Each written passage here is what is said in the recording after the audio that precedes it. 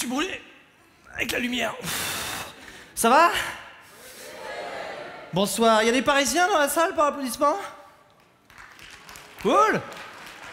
Ah, merci la Suisse. C'est quoi cette ambiance hostile que vous avez fait là? Putain, on se serait cru au Far West. Tu vois, on dirait que je suis rentré dans votre saloon, j'ai fait bonsoir les Suisses, il y a des Parisiens? On n'aime pas vraiment les étrangers ici.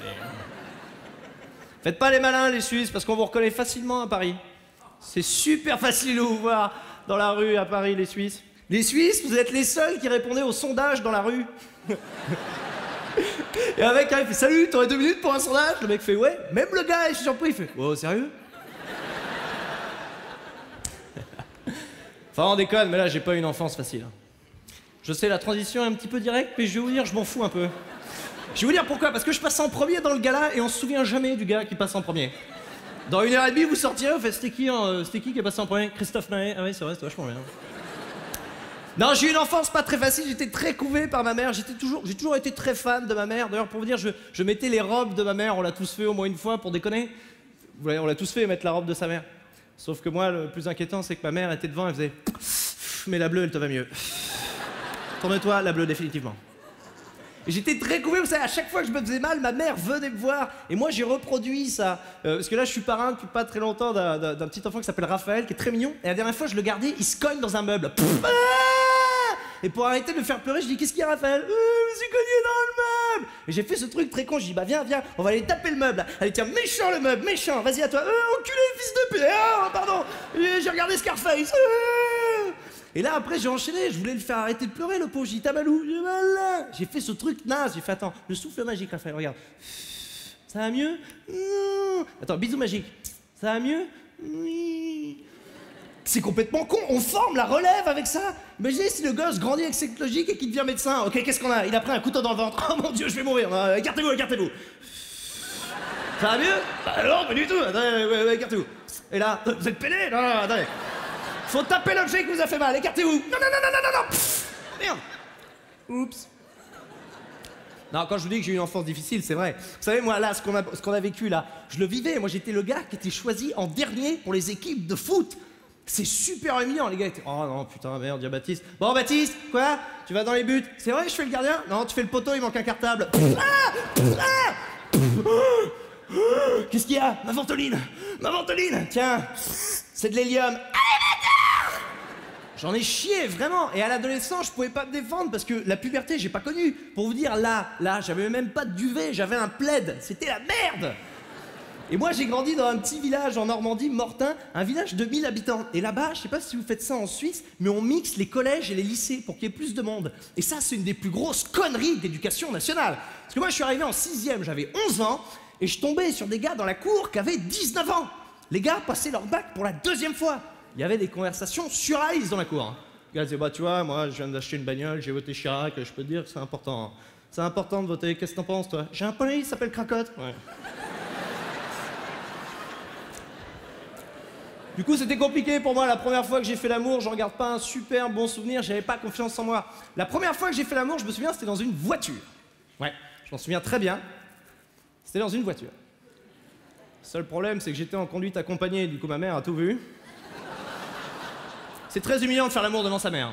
Baptiste, qu'est-ce qu'on dit? Maman, s'il te plaît. Baptiste, qu'est-ce qu'on dit? Ok, bon, Sophie, je peux te mettre une fessée, s'il te plaît? Oui. Qu'est-ce qu'on dit? Merci, tu t'es lavé les mains? Après? Baptiste? Quoi? Très bien la robe bleue. Merci maman, c'est vrai qu'elle m'a bien ça.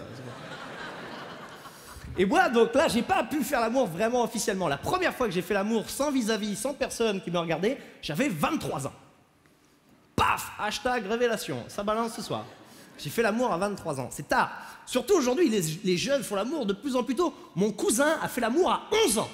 C'est pas des conneries. Avec une fille de sa classe qui avait 12 ans, une cougar. Ouais. Et lui, quand il a fait l'amour, moi, j'avais 21 ans. Donc, je l'avais pas encore fait. Donc, moi, mon cousin, j'étais le voir en mode fan. Tu vois? J'ai dit, hey, Paul, je peux savoir? Ah, putain, j'ai des galères avec ma meuf, là. C'est avec qui t'as couché? Bah ouais, on est dans la même classe. Et puis moi, je me suis pas attaché, donc je veux changer de place. La maîtresse veut pas, on a des lunettes, parce qu'il faut que je reste devant, c'est une galère. No job in job, hein, retiens bien ça. Mais alors, comment ça s'est passé? Ah bah, truc classique. Mercredi après-midi, on prenait un goûter, il était tard. 17h. Un Babybel de pommes potes, on est plus potes, quoi. C'est débile de faire l'amour à 11 ans. Qu'est-ce que tu connais à 11 ans? La fille a dû le voir, elle fait Paul, on fait un 69. Oh, tu sais, moi les maths. Et même à 11 ans, les mecs, quand on joue à touche pipi, vous savez, quand on est tout seul, on fait comme ça, là. Là, il n'y a rien qui se passe ici dans nos parties génitales, il n'y a que dalle. Je pense qu'au pire, t'as un spermatozoïde qui est avec un agent immobilier qui fait le tour, comme ça. Voilà, vous avez la pièce principale. Ah ouais, c'est pas mal. Ah. Vous êtes pour ou contre la colocation? Pourquoi il y aura du monde? Il y aura quelques personnes. Et qu'est-ce que tu dis à 11 ans, moment de l'orgasme, sérieux? Oh, je viens dans 4 ans. Bon alors au pire, t'as un drapeau qui sort avec marqué PAN, tu vois. Et j'avoue, c'était une question un petit peu bizarre, j'ai posé ça. Mais je pose des questions bizarres. Par exemple, pas très longtemps après avoir fait l'amour, je suis sorti avec une fille quelque temps, et ça s'est mal passé, parce que j'étais très inexpérimenté. Et un soir, comme ça, j'arrive et je dis à ma copine, tiens chérie, question comme ça, t'as couché avec combien de mecs avant moi? Jamais les gars! Ne posez jamais cette question. Surtout si, comme moi, vous êtes sensible, que vous pleurez devant Bambi et vous buvez du cherry coke. Jamais. Ma copine m'a regardé, elle m'a dit combien de mecs avec qui j'ai couché avant? 25. Quoi? Oui, 25. Mais c'est beaucoup. Ah, arrête. Et pourquoi tu tournes sur toi-même? C'est quand je suis mal à l'aise. C'est complètement con, c'est de mise en scène. T'as couché avec 25 mecs, 25 c'est énorme. Pour vous dire, 25 c'est 2 équipes de foot à la sortie d'un match. Bon match les gars. Bon match. Bon match les gars. Bon match. Ouais, ah t'es con. Ah putain, les arbitres aussi, putain, bon match les gars. Bon là, tu vois, je lui ai pardonné, j'ai dit bon 25 c'est pas grave, ça arrive, je t'aime. Est-ce qu'on compte les filles aussi? Attends, t'as couché avec combien de filles? 5. Quoi? Tu tournes pas sur toi-même? Bah non, j'ai adoré. Oh putain, mon ex à l'époque avait couché avec plus de filles que moi. Imaginez si on avait eu des enfants, comment ça serait passé? Papa, comment ça se passe avec les femmes? Bah va demander à ta mère. Mais les filles aussi, vous posez des questions très bêtes dans le couple.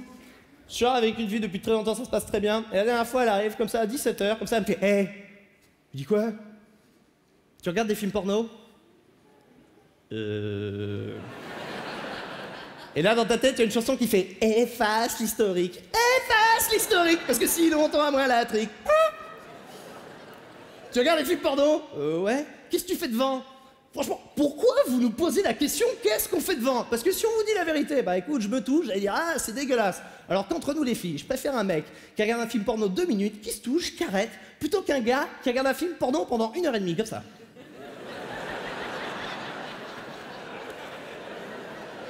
Le gars il regarde tout, même le générique. Valentin Duchemin, accessoiriste. J'ai reconnu son style. Ce gars dans sa tête, c'est un psychopathe. Dans sa tête, il peut tout baiser et tout. Il arrive devant la tour Eiffel, il fait « Je peux la baiser. » On est à Montreux, je m'en fous. Je la construis et je la baise. Et ta copine enchaîne, elle fait « Tu regardes des films porno? Oui. Qu'est-ce que tu fais devant? Je me touche. » Et là, les femmes, voilà, vous pouvez mais péter un câble. Vous faites « Ouais, putain, c'est dégueulasse. Franchement, les mecs, vous êtes tous des porcs. Honnêtement, t'aimerais bien que moi je regarde des films porno et que je me touche devant? » Ouais, grave, ouais. Merci, Montreux.